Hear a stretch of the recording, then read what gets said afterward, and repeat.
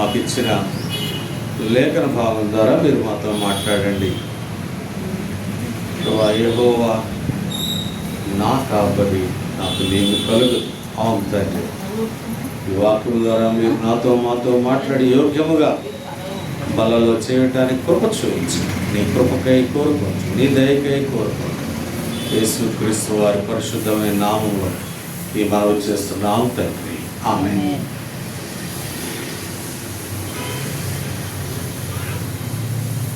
యెహోవా నా కాపరి అంటే ఆయన మనకి కాపరిగా ఉంటే మనకేముండదట కదా. అయితే కాపరి కొన్ని లక్షణాలు మనం ధ్యానించడానికి ప్రయత్నం చేస్తాం. ఇక్కడ కింద వచ్చిన మనం చూస్తే, నేను బ్రతుకు దినములన్నీయు కృపాక్షేమములే నా వెంట వచ్చును, చిరకాలము యెహోవా మందిరములో నేను నివాసము చేసిన.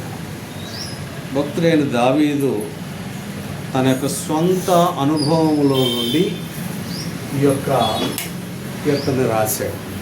సొంత అనుభవం చూడండి, నేను బ్రతుకు దినములన్నీ కృపాక్షేమములే నా వెంట వచ్చును, చిరకాలము యెహోవా మందిరములో నేను నివాసము చేసిన. ఇక్కడ మనం చూస్తే మన కాపరి ఎలాంటి వాడు, మరి ఇటువంటి కాపరి మనకి కావాలి. ఇది చాలా ప్రాముఖ్యమైన విషయం. అంటే కాపరి ఉండుట ద్వారా మనకు వచ్చే దీవెనలు ఇక్కడ చెప్పాడు. మరి ఆ కాపరికి ఉన్న లక్షణాలు కూడా కొన్నన్నా మనం తెలుసుకొని ఉండాలి. చూడండి, ఒకసారి చూస్తాం. జకర్యా గ్రంథం 13వ అధ్యాయం 7వ వచనం. జకర్యా గ్రంథం 13వ అధ్యాయం 7వ వచనం.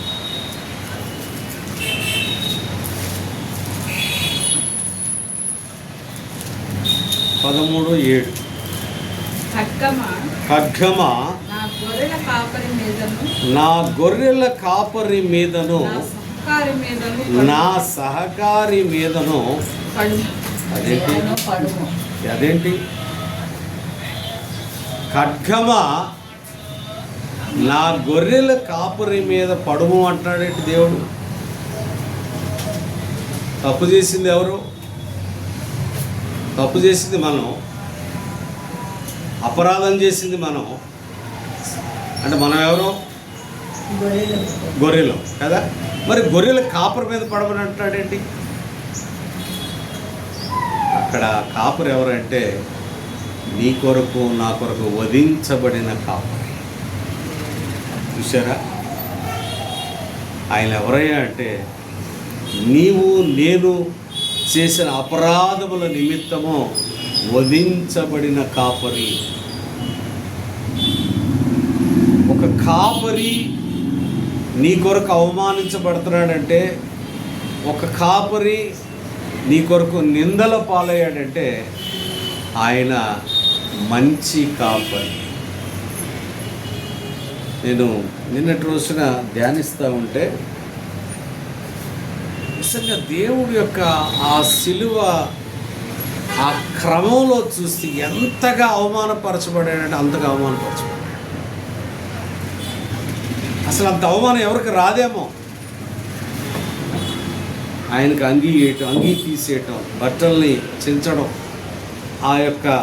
ఆ తల మీద ఆ ముళ్ళ కిరీటం పెట్టడం, తర్వాత ఉమ్మి వేయడం. చూడండి ప్రియులారా, అంటే ఒక కాపరి, అటువంటి కాపరి మనం కలిగి ఉన్నాం కాబట్టి మనం ధన్యులం. వధించబడిన కాపరి. యెషయా గ్రంథం 53వ అధ్యాయం 7వ వచనంలో చూస్తే ఇంకొంచెం డెప్త్ మనం వెళ్ళిపోవచ్చు. యెషయా గ్రంథం 53వ అధ్యాయం 7వ వచనం. అతడు దౌర్జన్యము నొందెను, బాధింపబడినను ఎందుకు తెరవలేదండి? కొంచెం ముందుకు వెళితే శిక్ష, సమానార్థమైన శిక్ష. ఏం తప్పు చేశాడా? యేసు క్రీస్తు ప్రభువారు ఏమైనా తప్పు చేశాడా? నీలాగా నాలాగా ఏమైనా అబద్ధం ఆడాడా? నీలాగా నాలాగా చెడ్డ ఆలోచనలు ఏమైనా చేశాడా? నీలాగా నాగా చెడ్డ క్రియలు ఏమైనా చేశాడా? నీలాగా నాలాగా ఏమైనా చెడ్డ తలంపులు ఏమైనా తలంచాడా? చెడ్డ సహవాసం చేశాడా? కానీ ఆ యొక్క ఆ విచనాన్ని చూస్తే నోరు మెదపకుండా అక్కడ కింద వచ్చిన చూస్తే వధించబడిన, చదువుతాం 7వ వచనం చదువుతాం, 53:7. అతడు దౌర్జన్యమునందెను, వదకు తేబడిన గొర్రె పిల్ల బొచ్చు కత్తురించు వాని ఎదుట గొర్రెయు మౌనముగా నుండునట్టు ఆయన నోరు తెరవలేదు. ఒకసారి ఆలోచించండి, ఒకవేళ ఆయనే కనుక ఒక నోరు తెరిస్తే ఏం జరిగేది? ఎంత సైన్యం వచ్చేసేది? ఇక్కడ పక్కనే ఉన్నారంట పరలోక సైన్యం. ప్రభువా ఎవరు మాకేమైనా చెప్తావా పని? కానీ నోరు తెరవలేదు. కాపరి, మన కాపరి యొక్క లక్షణాన్ని చూస్తే వధించబడిన కాపరి.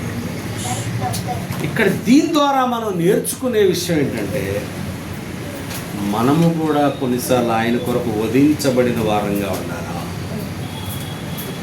నన్ను అంటావా? మొన్న అనేంత మాత్రం దానివా? నువ్వెంత అని కొన్నిసార్లు ఏం చేస్తాం? భయంకరంగా ఉంటుంది.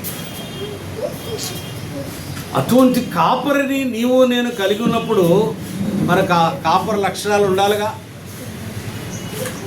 ఇంకో విషయాన్ని చూస్తామా? ప్రకటన గ్రంథం 13వ అధ్యాయం 8వ వచనం. భూనివాసులందరూ అనగా జగదుత్పత్తి మొదలుకొని వధింపబడి ఉన్న గొర్రె పిల్ల యొక్క జీవ గ్రంథమందు ఎవరో పేరు రాయబడలేదో వారు ఆ మృగమునకు నమస్కారము చేయుదురు. ఎవరు ఈ వధింపబడిన గొర్రె పిల్ల? ఎవరు? ప్రభు అయిన క్రీస్తువా. నీ కొరకు నా కొరకు వధింపబడిన గొర్రె పిల్లగా, వధింపబడిన కాపరిగా ఉన్నాడు.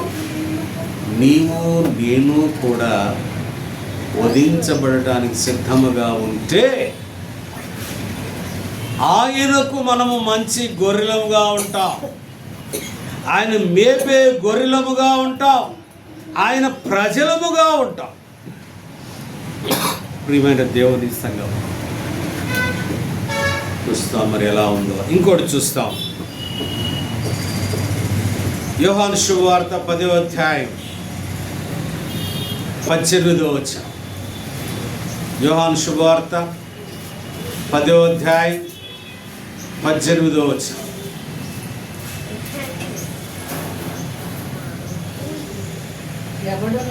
ఎవడును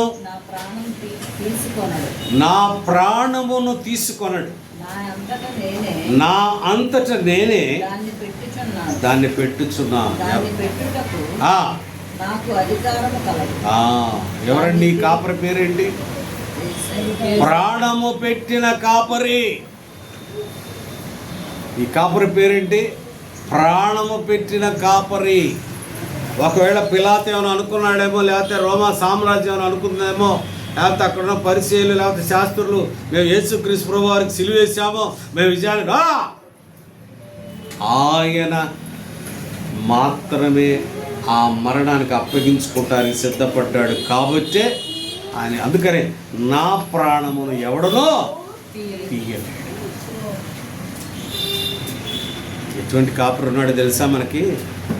ప్రాణాన్నే పెట్టిన కాపరి ఉన్నాడండి. ఆయన ప్రాణాన్నే మన కొరకు ఫిలిప్పీలకు రాసిన పత్రిక 2వ అధ్యాయం అపొస్తలుడు పౌలు గారు ఫిలిప్పీ సంఘానికి రాసిన పత్రిక 2వ అధ్యాయం 9వ వచనం, అందుచేతను 8వ వచనం, మరియు ఆయన ఆకారమందు మనుష్యుడిగా కనబడి మరణము పొందినంతగా అనగా శిలువ మరణం పొందినంతగా తను తాను విధేయత చూపిన వాడే తను తాను తగ్గించుకొనెను. ఎంత విధేయత అండి! నా ప్రజల కోసం, నా యొక్క బిడ్డల కోసం, నా కుమారుల కోసం, నా కుమార్తెల కోసం, ఈ మానవాళి కోసం నేను నా ప్రాణాన్ని పెట్టడానికి సిద్ధంగా ఉన్నానని ప్రాణాన్ని పెట్టిన దేవుడు, ప్రాణాన్ని పెట్టిన కాపరి. యోహాను రాసిన మొదటి పత్రిక 3వ అధ్యాయం 16వ వచనం. యోహాను రాసిన మొదటి పత్రిక 3వ అధ్యాయం 16వ వచనం. ఆయన మన నిమిత్తము తన ప్రాణము పెట్టెను కనుక దీని వలన ప్రేమ ఎట్టయిందో చూసారా? ఆయన ఎవరండి? ఏ కాపరండి మనకుంది? ప్రాణము పెట్టిన కాపరి.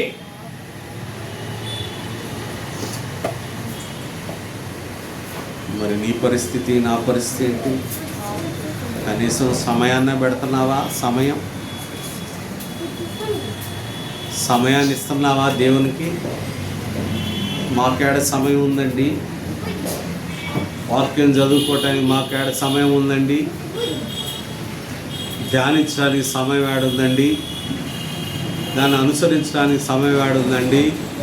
నా పరిస్థితులన్నీ కూడా చాలా భయంకరంగా ఉన్నాయండి, ఇంటి పనులే సరిపోతున్నాయండి, పిల్లల పరిస్థితి సరిపోద్దండి అని అనుకుంటూ ఉంటే నీ కొరకు, నా కొరకు దేవుడు పెట్టిన ఆ ప్రాణం వ్యర్థమైపోతాం. చూసారా? నీ కొరకు, నా కొరకు పెట్టిన ఆ ప్రాణ త్యాగం, ఆ సిలువ త్యాగం ఈ పనికిమాలిన లోకంలో ఉన్న ఈ పనికిమాలిన పనులన్నింటినీ కూడా మేదేసుకొని మనం వ్యర్థం చేస్తున్నాం. ఆలోచించుకోవాలి పిల్లరా. ప్రాణము పెట్టిన కాపరి నీకోసం ఆయన ఏమీ కూడా దాచుకోలేదు పిల్ల. నీకోసం ఆయన ఏమీ కూడా దాచుకోలేదు. నిజంగా ఆయన చేసిన ఆ యొక్క త్యాగాన్ని చూస్తే ఆశ్చర్యం వేస్తుంది, అట్లనే భయమేస్తుంది కూడా, పిల్ల. ఒకసారి చూసే భక్తుడు పాట రాశాడు, పాపినైన నా కొరకు ప్రాణం ఇచ్చినావు, పాడైపోయిన నన్ను బాగు చేసినావు, ఏమని వర్ణింపను నీ రుణము ఎలా తీర్చను. What can we offer?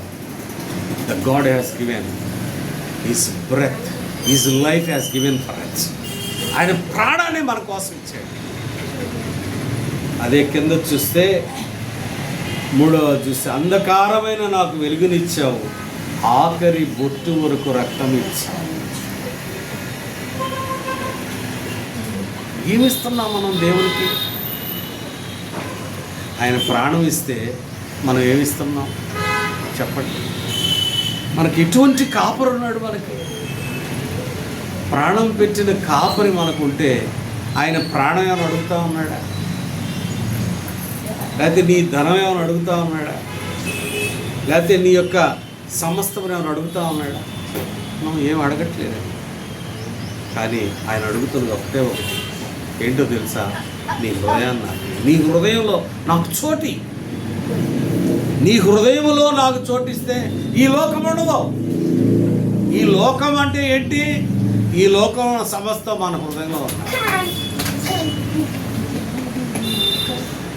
ప్రియమైన దేవుని బిడ్డ,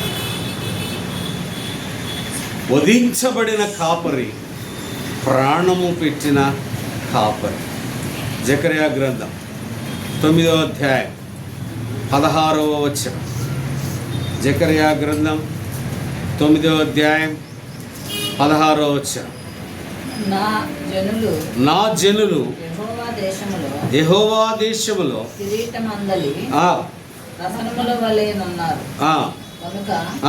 కాపరి తన మందను రక్షించున్నట్లు ఆ, వారి దేవుడైన యెహోవా ఆ, ఆ దినమున వారిని రక్షించును. ఆ. ఎవరండి ఈ కాపరి? రక్షించిన కాపరి. ఎవరు రక్షించాడు? మనం క్రిస్మస్ దినాల్లో చాలా చక్కగా మాట మాట్లాడుకుంటూ ఉంటాం. ఏంటా మాట? దావీదు పట్టణమందు నేడు రక్షకుడు మన కొరకు పుట్టి ఉన్నాడు. రక్షణ లేదు. ఆ రక్షణ లేని మనలకు రక్షణ ఇవ్వడానికి కాపరిగా వచ్చాడండి. మనలను రక్షించిన కాపరి. ఇలా చూసాం. మనం ఎటువంటి గొర్రెలో మనం ఇంకా ఇంకా ఇంకా ఇంకా అటువంటి గొర్రెలముగా ఉన్న మనల్ని రక్షించటానికి వచ్చాడు. రక్షించిన కాపరి. తిమోతికి రాసిన మొదటి పత్రిక 1:15. తిమోతికి రాసిన మొదటి పత్రిక 1 పాపులను రక్షించుటకు క్రీస్తు యేసు లోకమునకు వచ్చినను మాట అను వాక్యము నమ్మదగినదియు పూర్ణ అంగీకారములైనదే. ప్రియమైన దేవుని బిడ్డలారా, చూసారా? రక్షించిన కాపరి. అట్లా ఒకసారి ఎఫెసీయులకు రాసిన పత్రిక 2:8 ఆయన కరుణా సంపన్నుడై ఉండి ఎఫెసీయులకు రాసిన కృప చేత ప్రేమ చేత రక్షించాడు. ఎలా రక్షించబడ్డా మనం? నాట్ బికాజ్ ఆఫ్ అవర్ రిచియస్నెస్, మన నీతిని బట్టి కాదు, మన ధర్మ కార్యాలను బట్టి కాదు, లేకపోతే మనం ఇచ్చే ఆఫర్స్ని బట్టి we are not saved, but because of his grace and because of his love, utmost love. ఆయన మహాప్రేమ చేత, ఆయన గ్రేస్ చేత మనం రక్షించబడ్డాం. అటువంటి కాపరి మనకున్నాడు. ఆయన రక్షించిన కాపరి. అలానే కిందకు వెళితే 11-12 వచనాలు చూస్తే మనం చూస్తాం. అక్కడ ఏముందంటే, మనం ఎలా ఉన్న దూరస్తులుగా మనల్ని ఆయన రక్తం వల్ల మనల్ని సమీపస్తులుగా చేసుకొని మనకు రక్షించాడు. రక్షించిన కాపరి. ప్రియమైన దేవుని బిడ్డ, నిజంగా ఇంత గొప్ప కాపరి మనకు ఉండటం వల్లే మనకేం జరగట్లేదు. 23వ కీర్తనలో ఆ మొట్టమొదటి వచనాన్ని చూస్తే,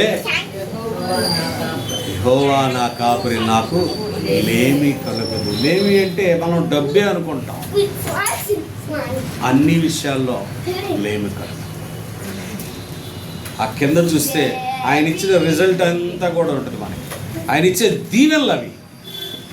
ఎక్కడున్నా, ఏ సమయమైనా, ఏ ప్రదేశమైనా ఆయనను కాపాడుతాడు, ఆయన నన్ను నడిపిస్తాడు. ప్రియమైన దేవుడు, కాబట్టి అటువంటి కాపరిని మనం కలిగి ఉన్నామా లేదా అని జ్ఞాపకం చేసుకొని మనం పరీక్షించుకొని బలంలో చేయాలి. ప్రార్థన చేసుకొని